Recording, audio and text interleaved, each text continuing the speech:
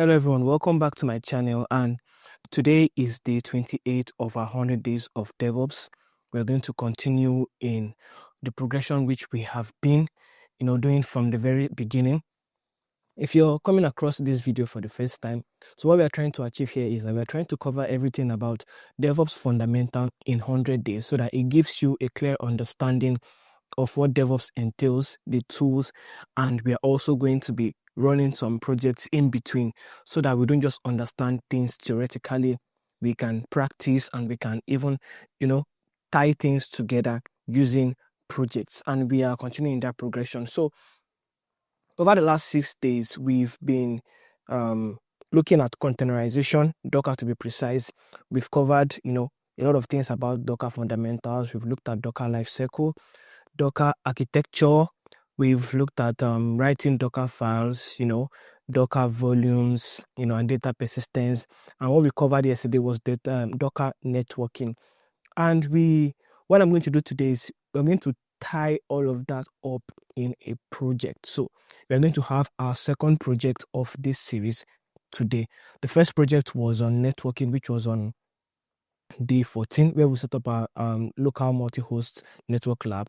And I also made reference to it yesterday, saying that for you to understand Docker networking very, very well, you have to watch this project, because the project was more like we are setting everything up from scratch.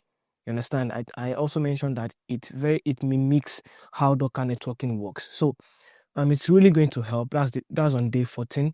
It's really going to help to understand Docker networking, which we covered yesterday, which is day 27. So far, if you've been enjoying these videos and if it's been beneficial to you or anyone, you can share the channel to everybody that is interested, anyone that you want to also learn DevOps.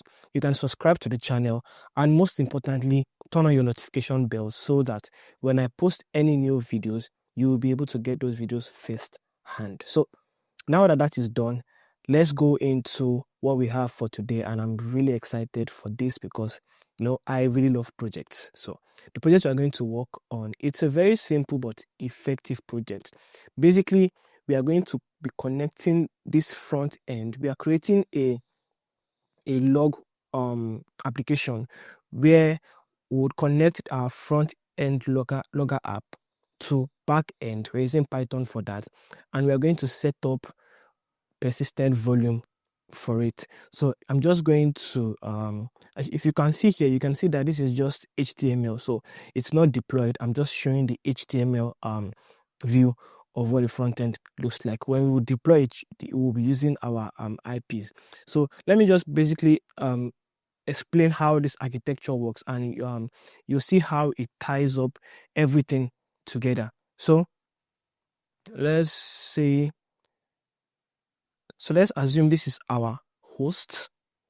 Yes, this is our Docker host. By now, we should understand all of this term: Docker host, Docker daemon, Docker engine, and the likes. So it shouldn't be new. So now we are going to deploy a front end as well as a back end. So we are using NGINX for our front end. NGINX. We're going to use NGINX to deploy our front end, and we're going to use Python for the back end. So, and we are going to set up a persistent volume for that. Let me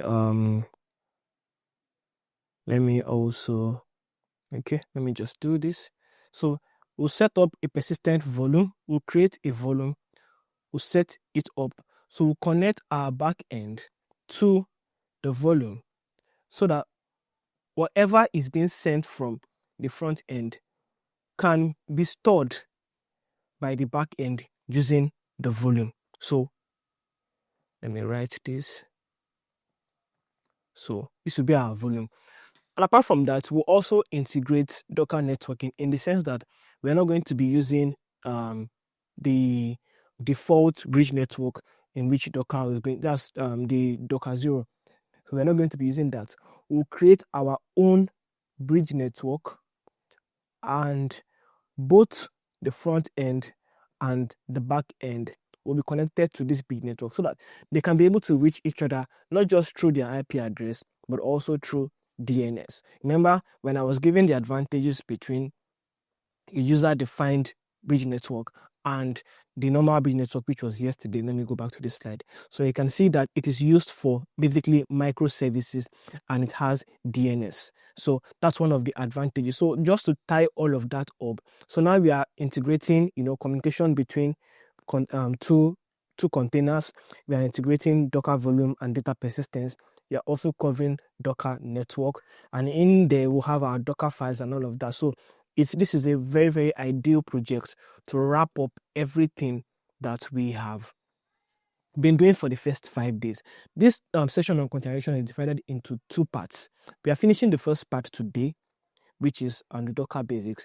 From tomorrow to the next about 6 to 7 days, we are going to cover some advanced concepts of Docker and containerization. So, but for now, this is a very, very good place to do this project so that all of the things that we've learned so far, it sticks in our memory. We don't just know them theoretically or in isolation. We see how everything works together to connect. So I hope I've been able to properly explain the architecture of this project. The front end connects to the back end, and I'll set up a persistent volume which will be used to store all of the data that is sent from the front end to the back end. And then we are also going to be putting this front end and back end will be on the same network, which is a user-defined bridge network. So with that, we've covered everything that we've been doing for the past 6 days. So let's go quickly to our terminal and get things done so I can explain everything and we can wrap this up as soon as possible. So we'll go to do this. So let's go to our terminal. So I'm in CD. So I have the folder. I'm in the folder of the logger app. When I do ls-l, so I can see that I have 2 folders, the back end and the front end. So I'm going to go into the front end as well as the back end so that we can see everything that is there and I can explain all that is there also. So in the front end, we have 2 folders, our index.html file, which is what we have here. This is one on my local PC. So let me just close this so I know that this is off. So we have our index.html file as well as our Docker file. When I cut the index.html file, let's see, index.html file. So basically it's just all of this is not necessary. I'm basically going to focus on this last part, this part. So this is the part that is important. So it sends the a post request. We have the get request. We have the, if you understand APIs, we have the get request. We have the post request, and all of that. So it sends a post request to our backend. This is our backend server IP address, and then this message is something that is going to be used by the backend to get requests from the front end. So basically, this is just all the front end is all about. It's nothing big. So now let's check our Docker file where we cut our Docker file. So since we are using NGINX to serve this particular website, our Docker file is actually very, very simple. We just like what we did when we were doing NGINX. We run the NGINX and then we copy our index.html file to this place and then we just save it. So it's as simple as that. If you don't really understand how this works, you can see the video on NGINX. I covered everything from like beginner to advanced, what you can do with NGINX. I covered NGINX as a web server, as a reverse proxy, as a load balancer, and even how to set up SSL and TLS certificates on NGINX. So it's a very, very rich video. So on day 21, yes, the NGINX foot race. So I spent almost 2 hours trying to cover up everything about NGINX, and that's a video that you really have to see so that you can get good knowledge of NGINX, because NGINX is something that you cannot avoid as a DevOps engineer. So that said, this is a very, very simple Docker file from NGINX. We are getting our base image from NGINX, which we are using to save our index.html file, and then we are copying the index.html file to the root directory in our NGINX container. So that's what we are doing. That's all for the front end. So when I go to the back end, let me clear. Let me cd to the back end. So when I do ls, I have our application app, our Python app, and Docker file. So when I cut our app.py, so what we have here, we are importing Flask, using Flask as our backend. So, and then we are setting a variable, which is a variable is log file. So basically, this log file is we are writing all of the what do you call it? We're writing all of the data into this folder. If you're familiar with Python, you would these are something that you would know already.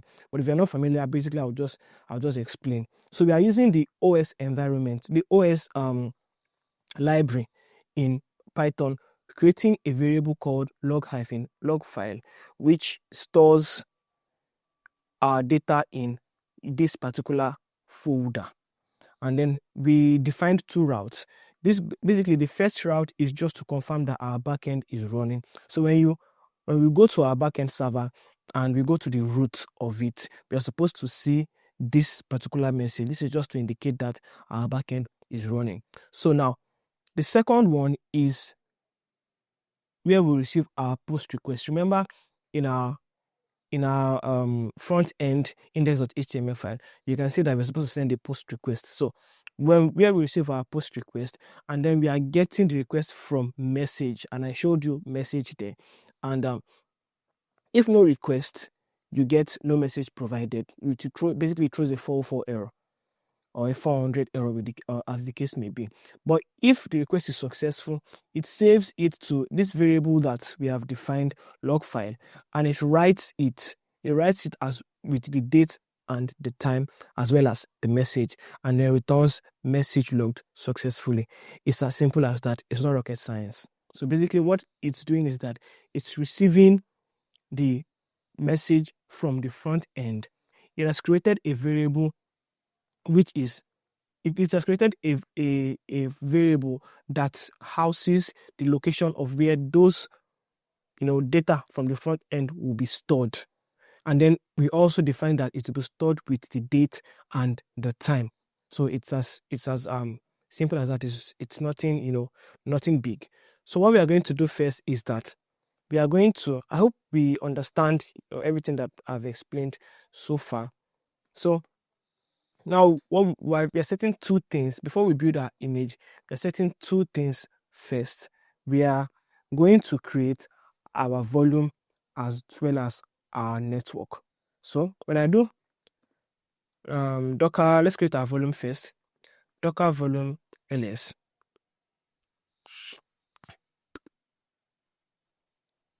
So we have our logger logs. Let me Docker volume rm. So let me get rid of this. Okay, so Docker volume ls. Great. So Docker volume create logger hyphen log. So we're creating this volume. This is the volume that we are going to map to the volume or to that folder that is being created on our backend. Remember, it is the backend that we are connecting to this volume, not the front end. The front end basically is sending data to the backend. The backend is what is connected to the volume. But both the front end and the back end are connected to the same network, so they will be able to communicate. So that's just that. So when I do Docker volume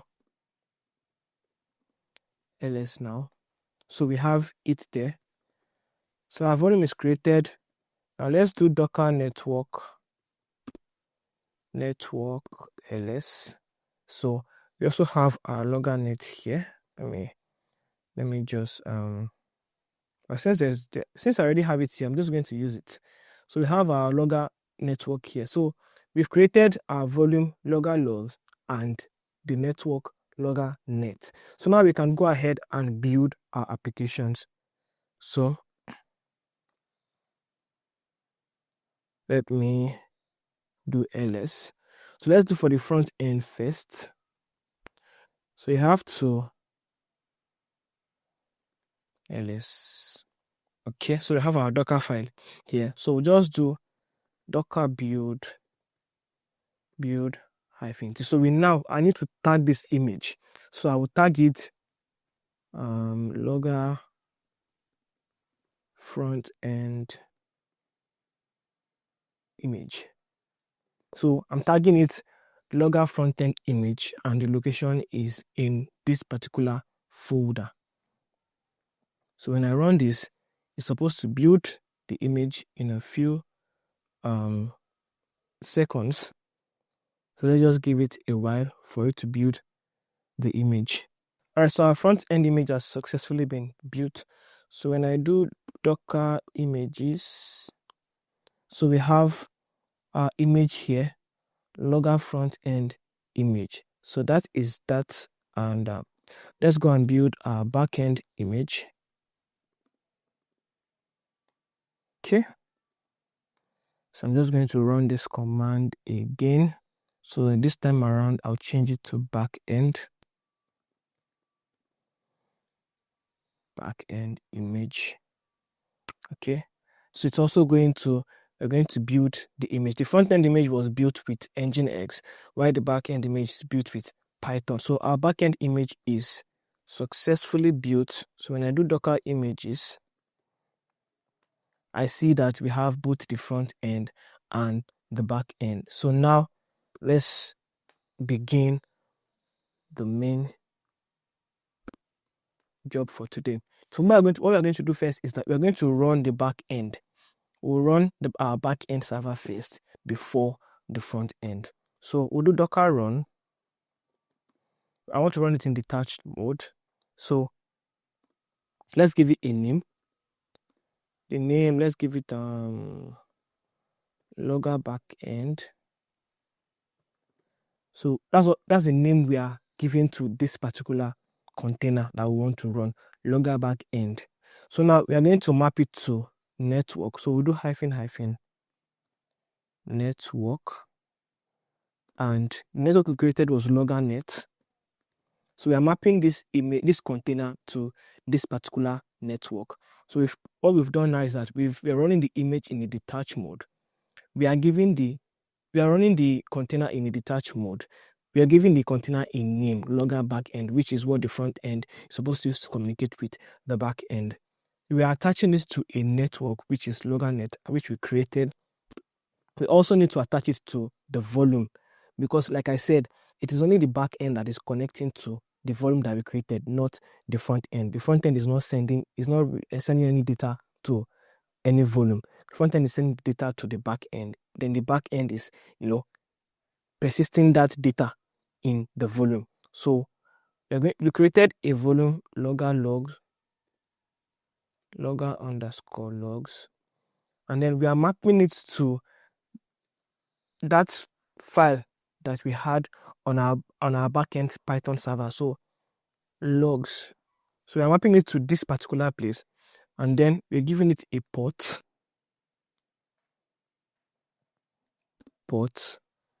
5000. Basically, Python applications run on port 5000.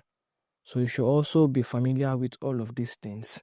And so what we've done so far, we've run the container we are running the container in detached mode. We are giving it a name, logger backend.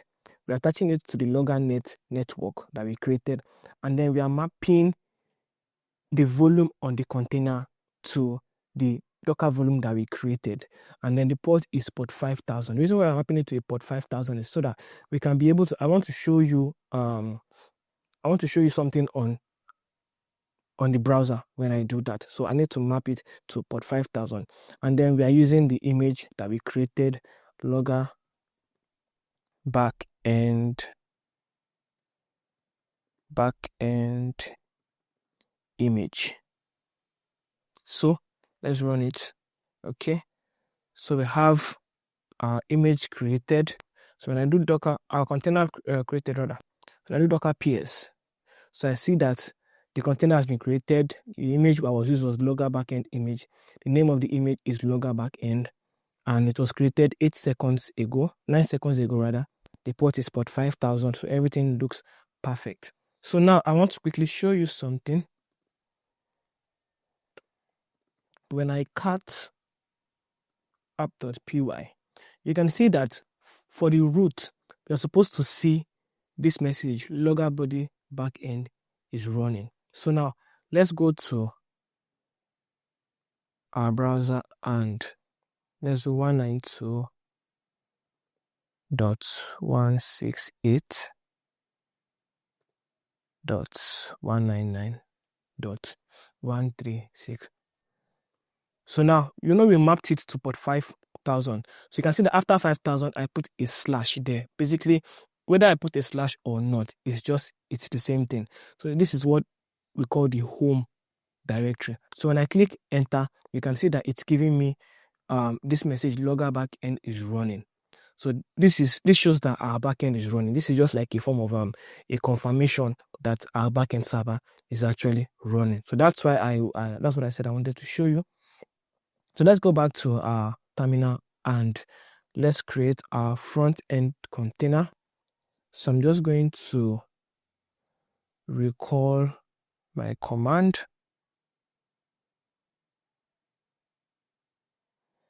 Let's see. I'll go back. So just recall the command that I used for the back end. Okay. So now I'll use the same docker run command, but instead of, I will change this to logger front end, and then I'm leaving it in the same network because the backend was also in loggernet and the front end should also be in loggernet. However, like I said, the front end is not writing anything to the volume, so I'm going to remove this part. So there is no volume that will be set for the front end. So we're going to map it to a port. I'm going to also change this port. NGINX, the default NGINX port on the container is 80, and I'm going to give it an external port. Let's see, 8085. Let's map it to port 8085, and then the image we are going to use is the logger front end. I'm going to use the logger front end image. So the only difference between this command and that of the backend command is just that the backend command, the backend image is mapped to a volume, while the front end image is not mapped to the volume. Every other thing remains the same. The name, we change the name, then we put it on the same network so that they can be able to communicate. Then we mapped the container port to a host port 8085, and then we use the logger frontend image. So when we run this command, so our container has been created. So when I do docker ps, so I can see now that we have our front-end image and the back-end image was created 7 seconds ago. It was mapped to 8085. So let us now go and test if what we did is actually correct. So I'm going to 192.168.199.136. We used 8085. That's what is supposed to serve the that's what we mapped our container port to.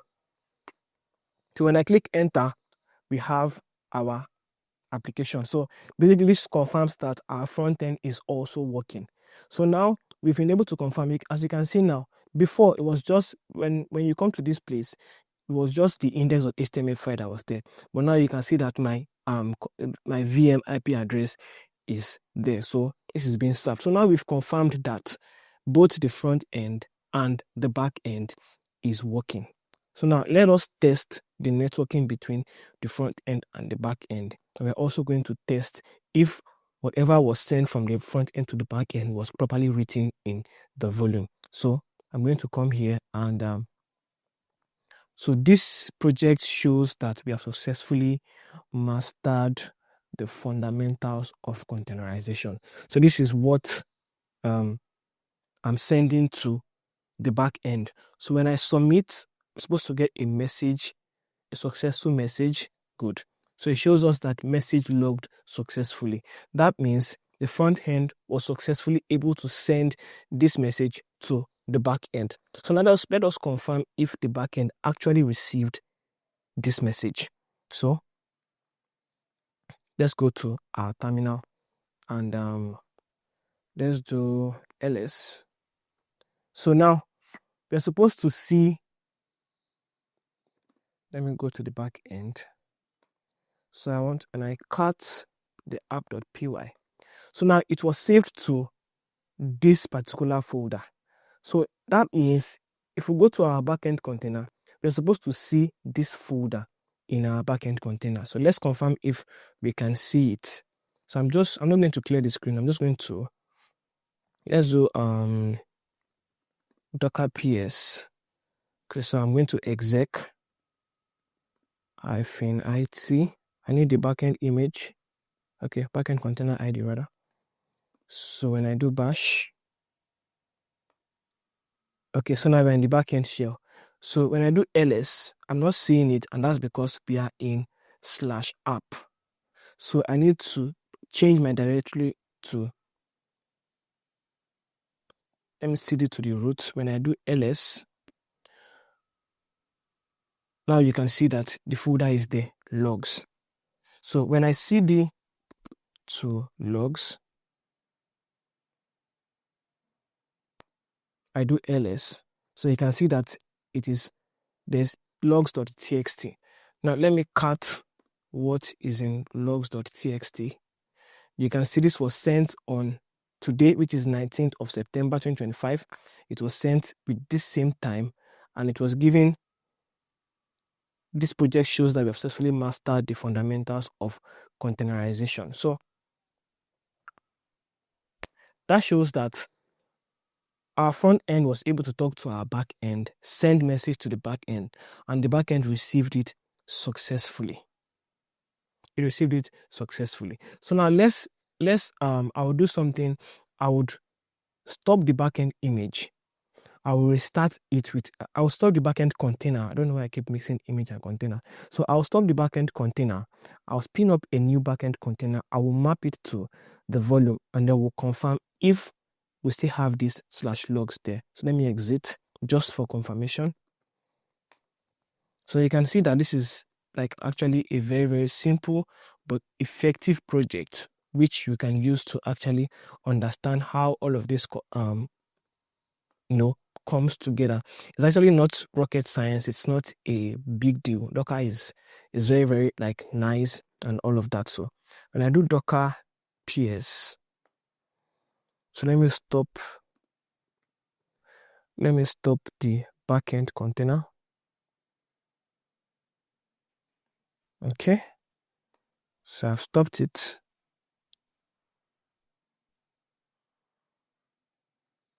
We're waiting for it to actually stop. Okay, so let me also remove it. So I'm going to spin up a container with the same name. So when I do ls, when I do docker ps, so I only have the front end running. So let's spin up a new backend container. So docker run, can't pull up the command. Let me see. My history. So I'm just going to copy it. So history is a command that you can use to, when you type history, it shows you all of the commands that you have previously run. So you can just go and pick anyone, the one that you want to run again, and you can just, instead of me going through the stress of typing all the commands, since it's basically the same thing. Okay, so docker run -d, the name logger backend network, logger net. I'm still mapping it to logger logs and this and all of that. So when I run it, and I do docker ps, so you can see that the backend is running. It was up 6 seconds ago. So let me exec into the container and see if our log is still there. Okay, so we are in /app. So let me change to the root and I do ls.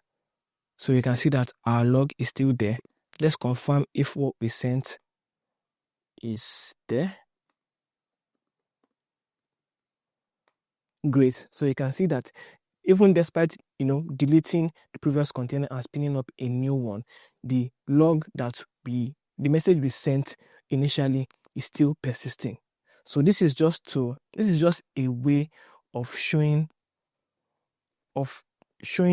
how Docker volumes, Docker network, how they all connect in real world scenarios. So I hope that we've been able to get one or two things. This is a project that you can actually try on your own. It's actually a beginner project. You can just try it and get to understand how things really connect, play with it and all of that. If you notice, I ran this containers separately. Like I ran the first container and then I ran the backend container separately. Now there is a much better way to do this, which is what we are going to start considering from tomorrow, which is Docker Compose. So from tomorrow, we'll start with Docker Compose and then we'll see how far we can go from there. So this is the second project. The first project was on day 14, which was our networking. And now this is the second project. And I believe that after watching this video, you would have understood one or two things on how, the whole containerization concept all connects and all ties together. So this wraps up the first part of containerization. I call it Docker fundamentals. So this is just like the fundamental, and we're wrapping up with a very simple but very, very effective project. And I believe that with all that we've covered in the past 7 days, you would have strong foundation of containerization as well as working with Docker. So from tomorrow, we are going to look at some advanced concepts. Just like I said in the beginning of this video, we'll look at some advanced Docker concepts and we'll see where we can go from there. So like I said, if this is a video that you like, you enjoyed, please do well to share it with everybody that was interested in learning Docker and wants to follow the 100 days challenge. It's really going to be beneficial. It's really going to be helpful. And I'm sure that if you've been following me from day one, by now you must have learned a whole lot of things. So please do well to also subscribe to my channel. And most importantly, like I always say, turn on your notification bell so that whenever I post a new video, you can get it first hand. So I'll see you again tomorrow. Continue with this progression tomorrow. Enjoy the rest of your day. Cheers.